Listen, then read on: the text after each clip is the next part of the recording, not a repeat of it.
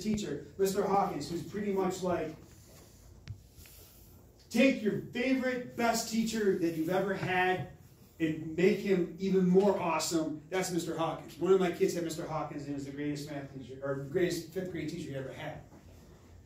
Stevie Boy decided to call Mr. Hawkins fat, sloppy, and you freaking suck at your job for doing absolutely nothing but yelling at him because he felt like it was appropriate to talk to the substitute teacher in an inappropriate manner. And Mr. Hawkins chimed in and said, you can't talk to adults that way. And that's what he felt he had to say. But on the same side, when he had to write a letter of apology, he said, this is stupid, school does nothing because it doesn't prepare you for anything because you guys don't teach me anything I don't already know.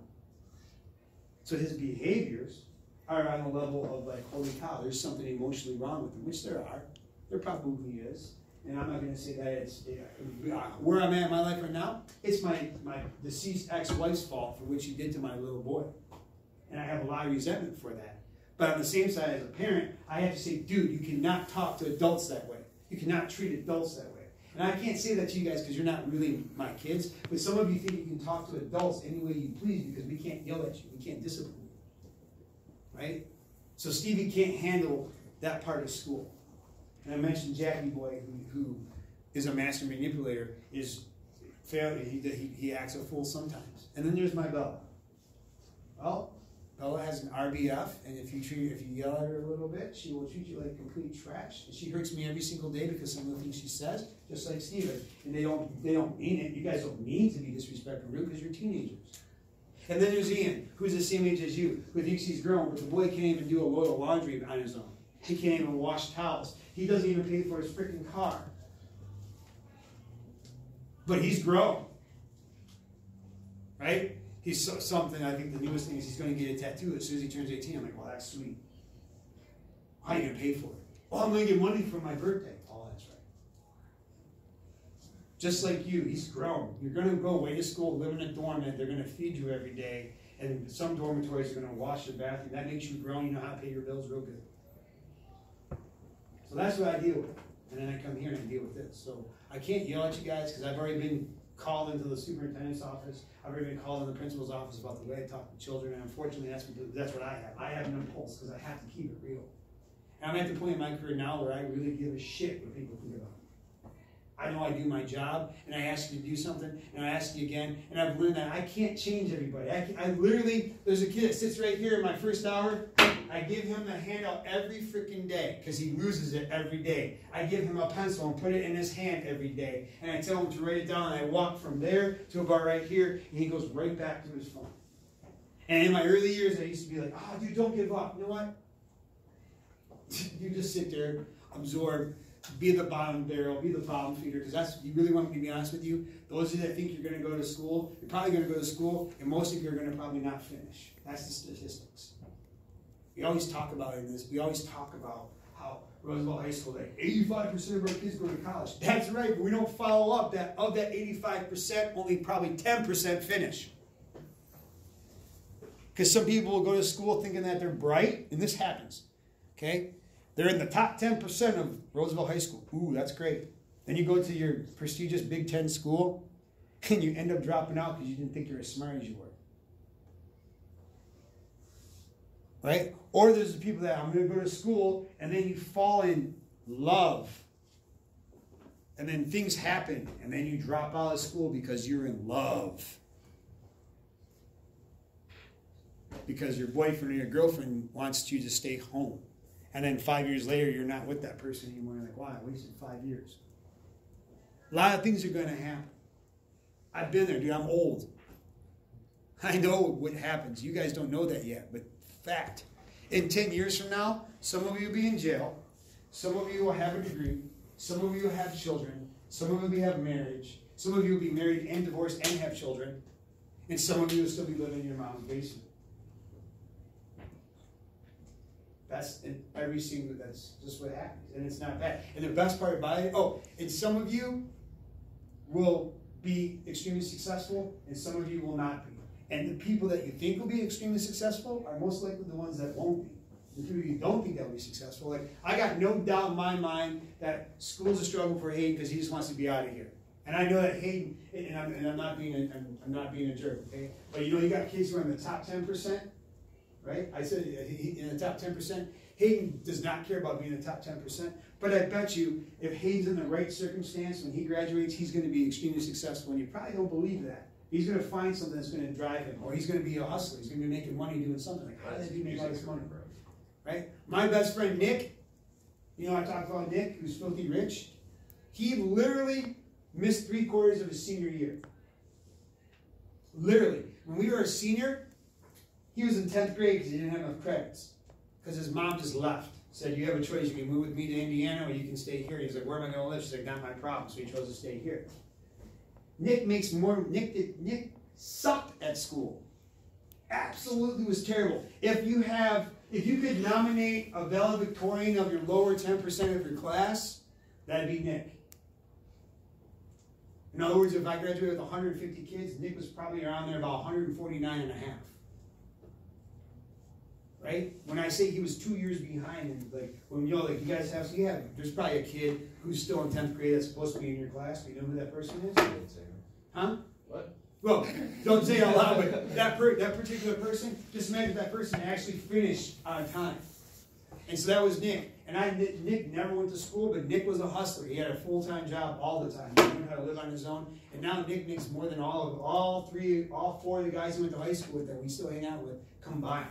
What does he do for a living? You ever see the LaFontaine? You ever hear of LaFontaine Automotive Group? Yeah. Well, he's like probably, if there's like in management, he's probably like number 5 or 6 in command. He started out as a car salesman, and now the dude is, he makes a bowl of money. I don't even know what he does anymore because he used to sell cars. He used to run dealerships. Now I think he just like does secret stuff that no one knows about. But I do know when we go out to the Tiger games, we sit in his seats that the company has, and it says LaFontaine Automotive Group way up in the front. And I don't know how he does what he does. And I'd say, you know what? You live in a $350,000 house. You know, you buy all these extravagant things, and I don't know how you afford it because you can barely balance your own checkbook. And his wife is just a teacher, right? But he makes all this money, and he's extremely successful, and he sucked at school.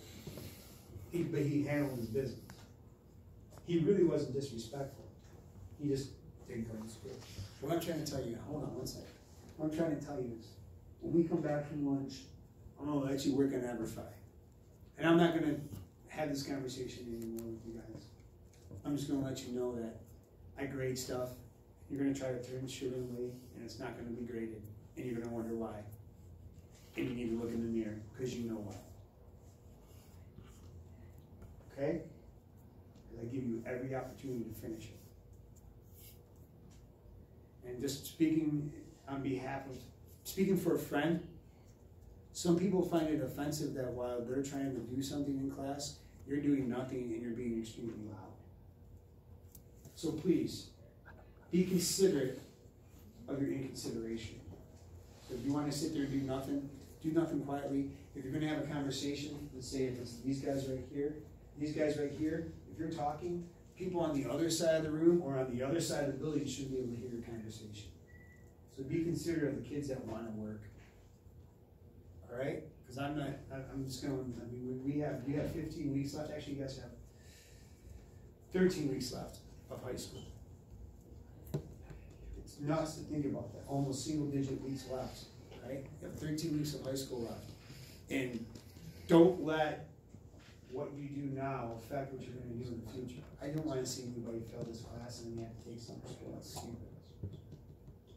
But sitting on your phone, playing on your phone, kicking it, because you can, isn't really good. What do you need? Never mind, I forgot. Xavier, you needed something. What is it? You gotta go pee? When you're talking about the top 10%, most of them just think they're higher than most kids. Do you really want me to tell you my truth on the top 10%? Yes. Yeah. Yes. I was gonna say you've had the top 10%. I've had, when you look at the kids who are in the top 10, like there's 15, which is weird because that doesn't add up. They're pretty much. I've had 13 of the top 15.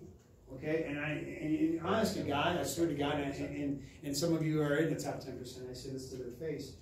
The top 10%, really, there's 10 that are really, really smart, and the other ones are really, really good at cheating. Like they're so good at cheating, they're way better at cheating than you because that's why they're in the top 10%. Because they didn't get caught. And the funny thing is, I know when they got caught, but the problem is I don't care. You know what? You go ahead, you cheat all you want. If you want to be a doctor and you cheated your way through undergrad, good luck doing open heart surgery and you had your buddy take the test for you. I don't care. I once cheated in college. I had a friend who was a computer programmer and I had C++ and I had no idea what the hell was going on. Guess who did all my assignments for me? That dude. But if I actually had to, if someone said, hey, you have a math degree, can you do the C++? I go, no, I cannot. Why not? Because I don't know what I'm doing. I had a friend who finished that class for me, which wasn't technically legal, because I did like the first 6 lines of code, but beyond that, I was like, what are you talking about? My wife, who's the artist, there's kids who failed art, right? I don't know how that's even physically possible, but she used to get paid $25 a painting for those kids in high school. There was a dude that was like, oh, some football player, and he's like, I do all this is stupid. She's like, you really can't paint a picture of a flower? He's like, no. She's like, give me $20 and I'll do it. So she did. She made a couple extra $100 each week or every 3 weeks. And had some kids pass painting drawing, right? Which is funny. I had a buddy in high school. He was a football player. I wrote really big on every single one of my tests in geometry. And he sat off to my right so he could pass. And we were really cool, but the cool thing was I was kind of a jerk in high school. And I did that for a reason, because I was smart, because I did the biggest, baddest football player, helped him pass geometry, let him know that I'm writing big for a reason so he could pass geometry. I never got messed with. So all the guys wanted big, bad football players wanted to fight me. I just go tell Bo. And Bo like, hey, oh, okay, I won't touch that kid because he helped me pass geometry. I graduated. So if just make the last 13 weeks worth your while. I don't want to be miserable.